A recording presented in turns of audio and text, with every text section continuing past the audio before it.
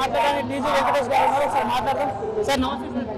So కూటమి అధికారంలో భారీ మెజారిటీతో వచ్చింది. సో ఏం చెప్పదలుచుకున్నారు? ఇది ఒక విజయానికి సంకేతమే కాకుండా మన తెలుగు ప్రజలు ఉండే ప్రాంతాలంతా అభివృద్ధికి దోహద కల్పిస్తుంది. Chandrababu Naidu is a giant leader.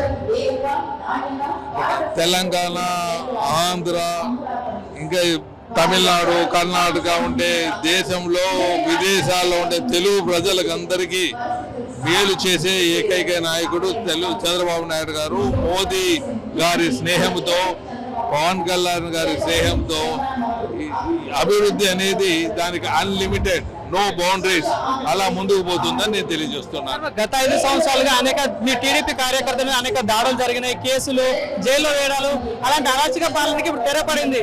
So గత 5 సంవత్సరాల పాలన గురించి ఏం చెప్తారు? ప్రతి ఒక్క ఇష్యూని ఆయనే నెత్తి మీద బండ వేసుకున్నట్లు వెళ్ళారు. ప్రతి ఇష్యూని, ఈ ఇష్యూ ఆ ఇష్యూ అని కాకుండా ఎవరిబడి నోస్ ది ఇష్యూస్. ఆయనే కొని తెచ్చుకున్నాడు ఇష్యూస్ని. సో అందుకే ఎవరు భగవంతుడా కాపాడలేరంటారు, వాళ్ళే ఇష్యూస్ తెచ్చుకుంటే భగవంతుడా అదే పద్ధతిలో ఆయన ఎఫెక్ట్ అయ్యాడు. వై నాట్ 175 అని చెప్పేసి ప్రధానంగా చెప్పుకుంటూ వచ్చారు. కానీ 11 స్థానాలకి అంకితం అయిపోయింది జగన్ ప్రభుత్వం. సో ఏం చెప్పదలుచుకున్నారు? ప్రజలు ఏం చెప్పాలనుకున్నారో చెప్పారు. ఇంకా మళ్ళీ నేను చెప్పేది ఏమి లేదు. సో మరి మీ టీడీపీ ప్రభుత్వం హయాంలో ఎట్లాంటి అభివృద్ధి జరగబోతుంది? ఎందుకంటే ప్రత్యేక హోదా, స్పెషల్ స్టేటస్ ఒకటి పెండింగ్ లో ఉంది, 3 రాజధానులు పెండింగ్ లో ఉంది, అటు చాలా ఉన్నాయి అలాంటి. సో అలాంటి పరిష్కారం అయితే ఎప్పుడు?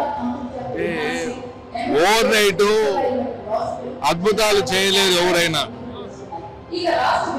ప్రధానమంత్రి మోదీ గారు చంద్రబాబు గారి స్నేహంతో, పవన్ కళ్యాణ్ గారి అసోసియేషన్తో ఇష్యూస్ అనేవి స్టెప్ బై స్టెప్ డెఫినెట్ గా క్లోజ్ అయితే వస్తాయి. ప్రాబ్లమ్స్ క్లోజ్ అయితే వస్తాయి.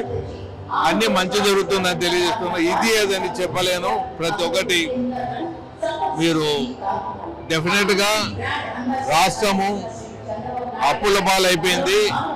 ముందు గాడిలో పెట్టేది మొట్టమొదటిది, లేకపోతే రాష్ట్రం బ్యాంక్ రప్ట్ అయిపోతుంది. ముందు దాన్ని గాడిలో పెట్టాలా, తర్వాత అన్ని వస్తాయి.